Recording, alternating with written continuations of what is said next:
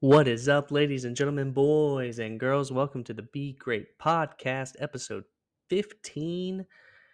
We got week 6 picks in this episode. But before we get to week 6 picks, and by the way, can you believe we're already on to week 6? We're going too fast through the season, going way too fast. But we'll get to week 6 picks at the end. First, I want to get in to talking about something else. I want to get into talking about a little bit of conference expansion. We've had some news about what the Mountain West and the Pac has been up to. I'm not going to call it the Pac 12. They don't have 12 teams the last time I checked. Been some news about what the Pac and the Mountain West are doing. So first and foremost, the Mountain West officially added UTEP, the University of Texas at El Paso. I think they will become a full-time member in 2026. And I think it's a solid pickup. It moves them into that Texas market.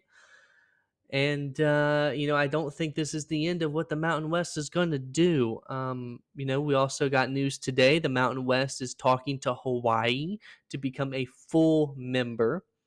Now, Hawaii, if you look, is in the Mountain West, but that's only for football. That's the only sport that they are in the Mountain West for. But Mountain West wants them to become a full member, which makes sense. The Pac is adding Gonzaga. Now, that doesn't really have much implication at all for football, obviously, because Gonzaga doesn't have a football team. That is a college basketball move, but it's a good move. And it gets Gonzaga going from FCS to FBS. There's also talks that the Pac is talking to St. Mary's and maybe Grand Canyon University for the same reasons as Gonzaga. They don't have football teams, but they have really good basketball programs. Now, will St. Mary's leave? Will Grand Canyon University leave? We'll see. We'll see. But I think the Pac, what's really important for them is they're going to have to get some more full-time football members. I really do think that they're going to have to get into Texas some way, somehow, whether that's Texas State, whether that's UTSA, we'll see. And right now, the Pac has kind of put a pause on expanding. They're talking to TV and the TV media rights and trying to get a deal with possibly the CW, possibly Amazon Prime to see where their game's going to be played, see how much money they're going to get, so that then they can use that for negotiations with other teams to potentially get them to join the Pac. I think this is not over as far as them potentially looking at adding some AAC teams like I just went blank. Oh, Memphis, USF, and such. Tulane. Um, I don't know if they will be able to get those teams. I don't really see it happening. I think the Pac is in a rough spot right now. But that's all that we have right now as far as news. I think the Mountain West is doing a really good job at pivoting after so many of their members were taken. And I think they're doing a really good job. I definitely don't think they're done. I don't think it'll stop with Hawaii. I think it will continue. There might be a little bit of a pause on it, but I do expect for there to be more. I also think that the Mountain West could do good, maybe adding another team in Texas, maybe a Texas State. I think the Mountain West could see what the Pac is doing, adding Gonzaga, and might look to add a St. Mary's or a Grand Canyon, stealing that from the Pac. There was a lot of news about Sacramento State, an FCS team who was gathering money up to be ready to jump up to the FBS level. And so I definitely think they're an option. I think the Pac and Mountain West have so far kind of avoided trying to take FCS football teams. And I don't know how much longer they're going to be able to avoid that, especially the Pac. I've heard Tarleton State, another FCS team that's been talked about a lot. I've heard them for the Mountain West quite a bit. We'll see what happens. It's a very fluid situation, and I think the Pack just needs to right now focus on, getting their media rights stuff figured out, and then go from there as far as going to negotiate or going to teams to try and get them to join their conference. And also, the Pack has to think, they had the scheduling agreement with the Mountain West this year. That's why Washington State and Oregon State are playing each other and a lot of Mountain West teams. But they don't have that for next year. And I feel like the Mountain West does not want to make any type of scheduling agreement with them again after the Pack has basically had a hostile takeover of their conference, taking so many of their members. So I do think also the Pac's going to really have to focus on getting a schedule, finding teams for Oregon State and Washington State to play next season.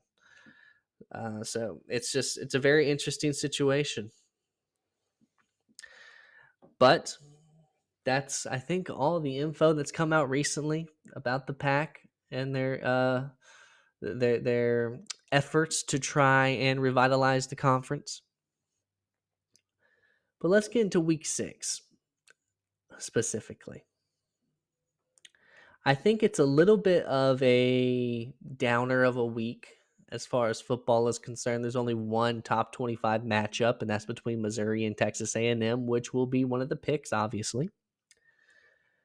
But ironically, even though it's a kind of a down week, usually it turns out that every time we think it's a down week, that's when the most stuff and craziness typically happens.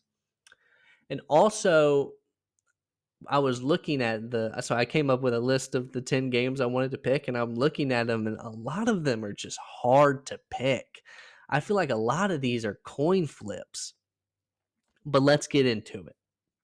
We'll start off Friday night game, Michigan State at Oregon.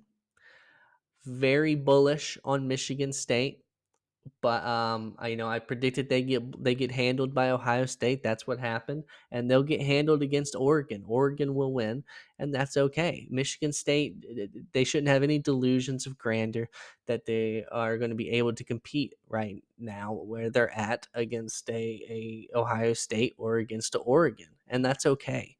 It's just about trying your best and putting forth some type of effort that you can kind of build off of going into next week.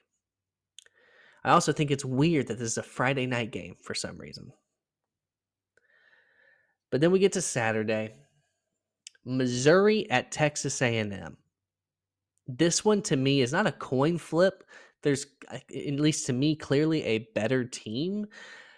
But with it being at Texas A&M, I could just see anything happening. I really could. I think I'm going to end up going Missouri because at the end of the day, I think as of right now, they have the better coach, and I think they have the better quarterback, and overall the better team, and they have Luther Burden, you know?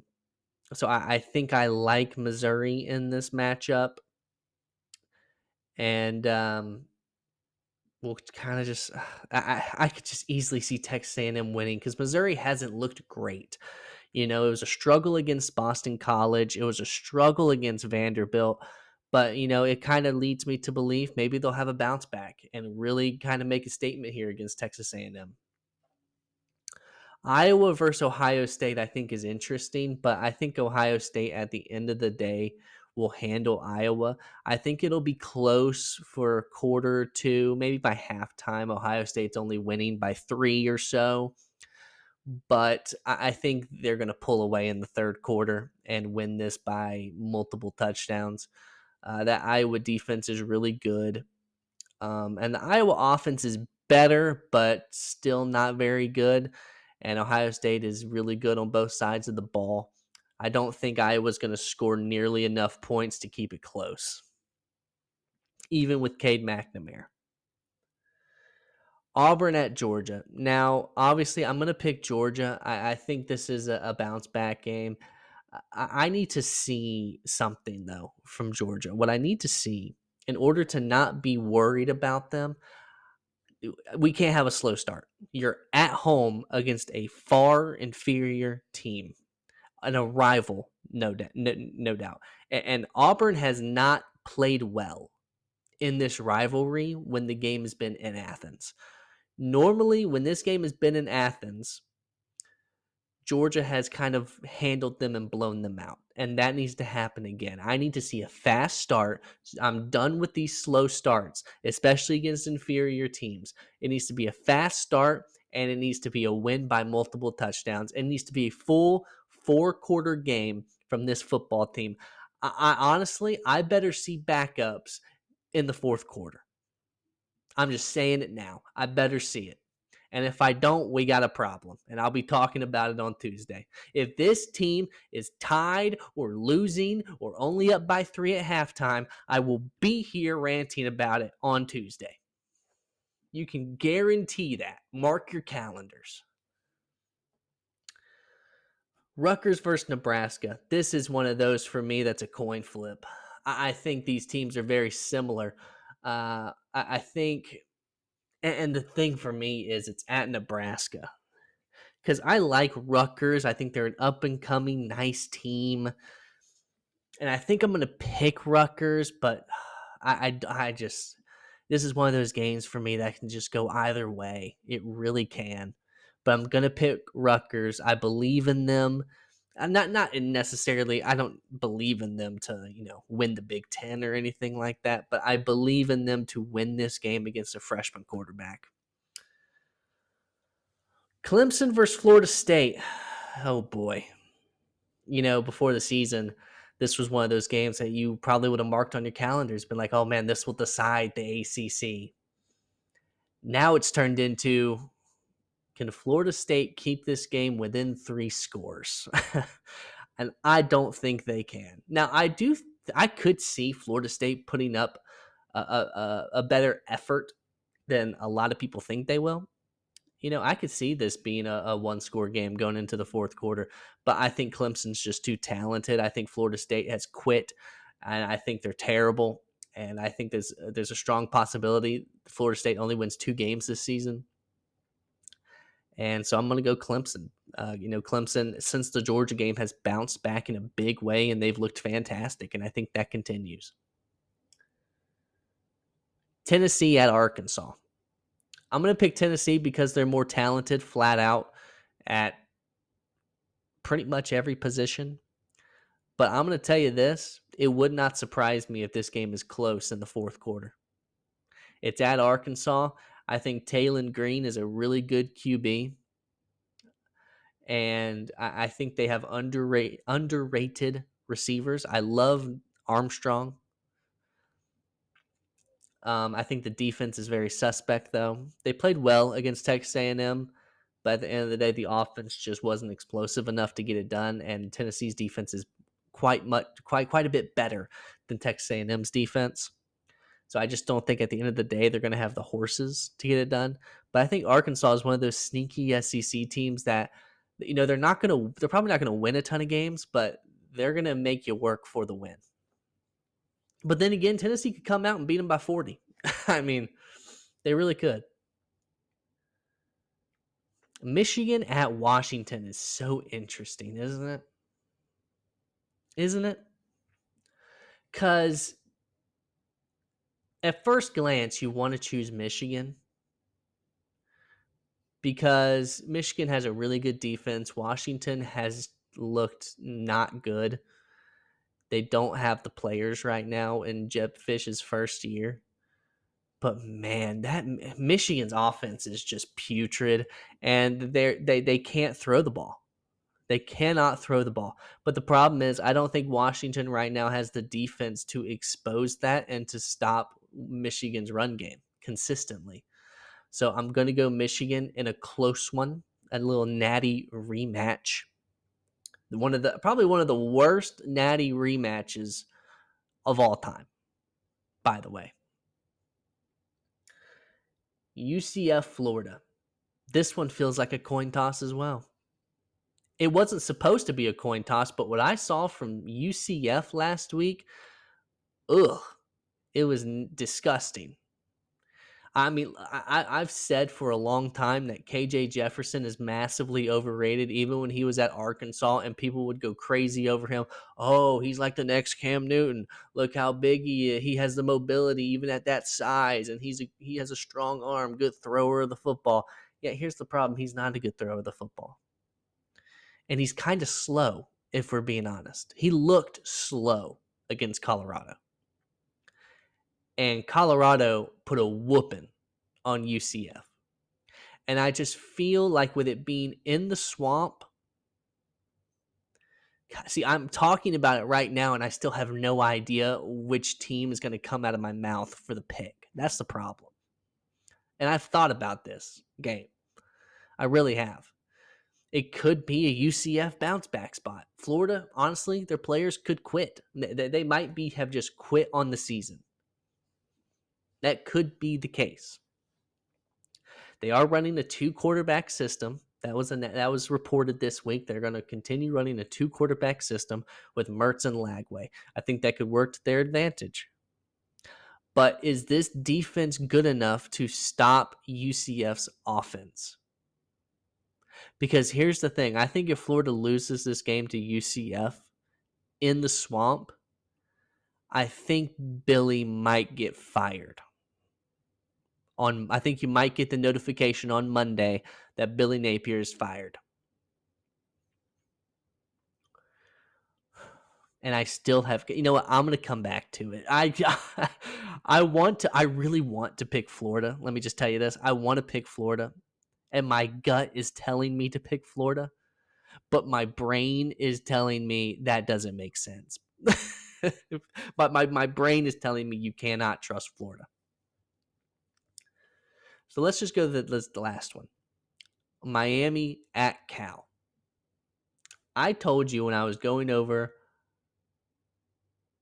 Miami's schedule before the season started that because I named them as my disappointing team.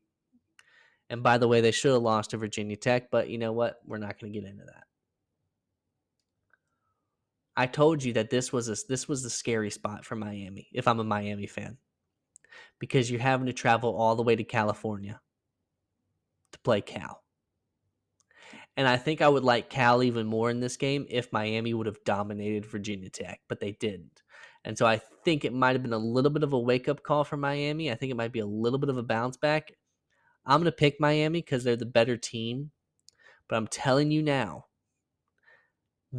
I wouldn't like this if I was a Miami fan. I wouldn't. And also, you get a long week if you're Miami.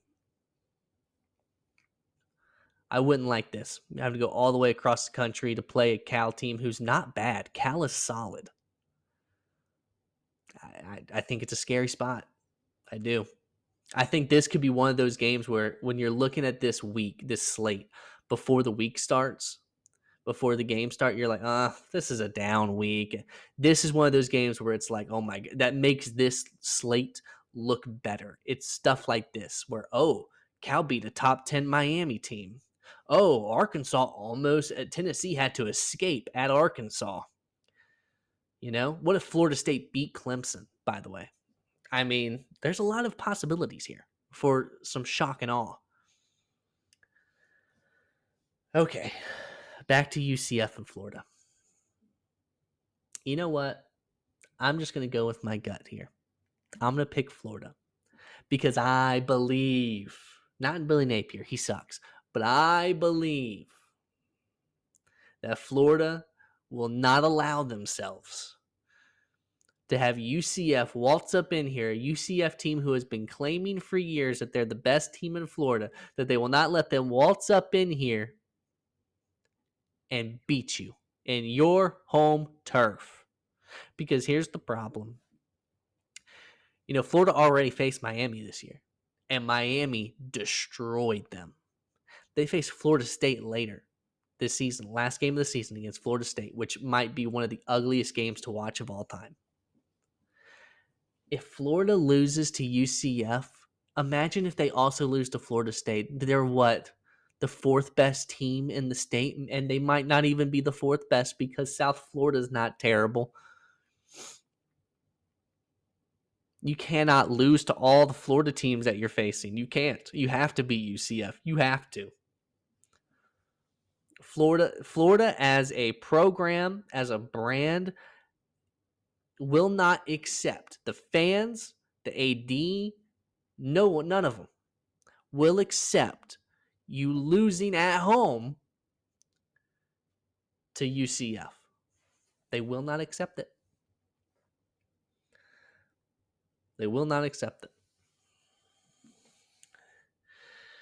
Well, I'm only 20 minutes in and I've done all my picks. I feel like I should just sit here and just start rattling off and talking about stuff. Should I you know what? How about this? On the fly here. What if I just give like my current top 10? Why don't I do that? So let me first. What is the current AP poll? The AP top 10. Let's see. I know Georgia's at 5. Yeah, so Alabama's 1, Texas 2, Ohio State 3, Tennessee 4, Georgia 5, Oregon 6, Penn State 7, Miami 8, Missouri 9. How is Michigan 10? What in the world? Whatever. Although you look at this and you're like, well, who do you put 10? I think I know who I'll put 10. So I'll do mine. So I definitely think Alabama deserves 1 and Texas deserves 2. Texas has a really good win at Michigan. Alabama has obviously the win against Georgia. So I think Alabama 1 and Texas 2 makes sense. I don't think Ohio State deserves to be 3. Their hardest game has been Michigan State. Other than that, their hardest game was Marshall? Yeah, I'm sorry. No. Now you go out and handle Iowa. Okay, then we can start talking. We can start having a conversation. But Ohio State has played nobody. That's the reality. Nobody. I'd put Tennessee ahead of Ohio State. Tennessee at least has played Oklahoma, has played NC State. And look, I don't think NC State or Oklahoma are good, but they're certainly better than Marshall and Western Michigan and Akron. Michigan State? Debatable. I would say Oklahoma is better than Michigan State. That's besides the point. So I'd put Tennessee 3. I think Georgia and Ohio State are interchangeable at 4 and 5. But at the end of the day, I'm going to put Georgia 4 and Ohio State 5. And you're like, oh, Grayson, why? How you can't put Georgia over Ohio State? Ohio State's undefeated. Georgia has 1 loss. Yeah, because Georgia would be undefeated too if they played Michigan State, Marshall, Western Michigan, and Akron. I tell you that right now, we'd be undefeated too.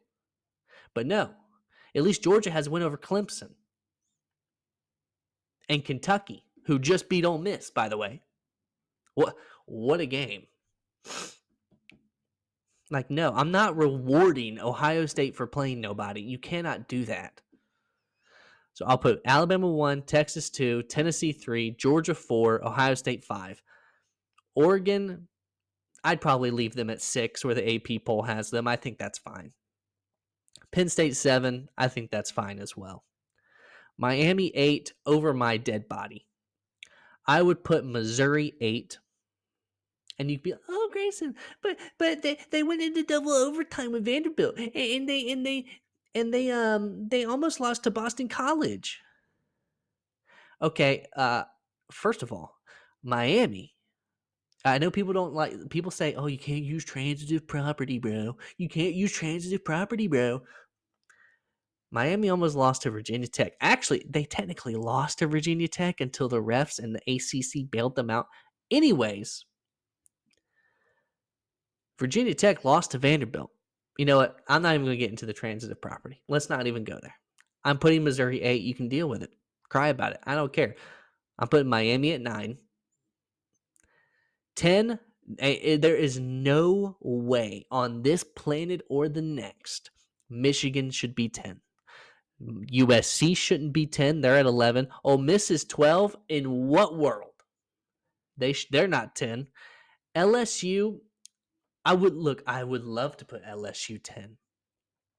But everything I've seen from LSU, I don't like. So I'm not putting them 10. Plain and simple. I did like what I saw against UCLA. In fairness. I did like what I saw against UCLA. But not much else. And obviously they destroyed South Alabama. I mean, congrats, I guess. But I can't put them 10. You can't. If I'm not putting USC 10, I can't put LSU 10. Notre Dame, absolutely not. Absolutely not. You lost to Northern Illinois. No way you're going to be 10. And then I get to the team that I think should be 10. But they're ranked 15, and that's Clemson. Clemson should be 10. Clemson has been dropping bombs on teams.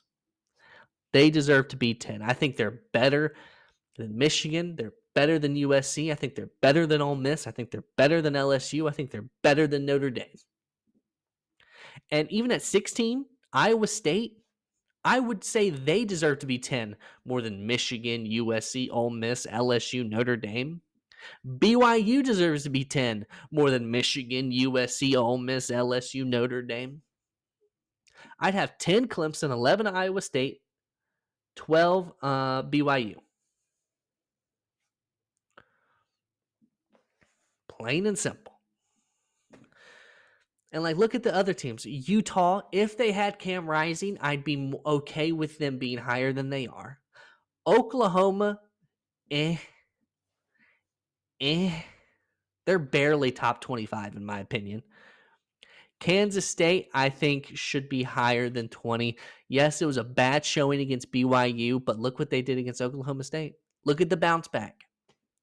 Boise State should be higher than 21. Boise State's a good football team. Ashton Jeanty should win the Heisman. I hope he wins the Heisman. He's an animal, and I hope my Steelers draft him. Louisville, they're all right. They should be. Kansas State, Boise State, and Louisville should be higher than Oklahoma. Indiana, how is Indiana, by the way, 23? How is Indiana lower than Louisville, than Boise State, than Oklahoma? How is Oklahoma 19? How is Indiana 23? Illinois 24. They should be higher. They played a good close game against Penn State. UNLV dropped a bomb on Fresno State. UNLV should be higher. Oklahoma, honestly, should probably be 25. They honestly probably should. And I know Kentucky has 2 losses, but I'm tempted to say Kentucky deserves to be in the top 25. They had a great performance against Georgia, and they beat Ole Miss. Yes, they got annihilated by South Carolina. Stuff happens. It is what it is. But that's what I believe. I'd put Kentucky at 25 probably. Oklahoma, I guess, can be 24. Although I don't know if Oklahoma would beat Kentucky. That's all I'm saying. I think Oklahoma, congrats. You beat Auburn. You probably shouldn't have. But Peyton Thorne is inept. But congrats. Well, I did an extra, almost did an extra 10 minutes here. We're at 29 minutes. That works for me. I don't want to, upload just like a 20-minute episode. I want it to be longer. I want to talk more ball. So I did. Thank you for listening. If you did listen, thank you for listening. If you want to subscribe, you can subscribe. If you want to hit the like button, you can hit the like button. I don't really care. Thank you very much, and have a great day.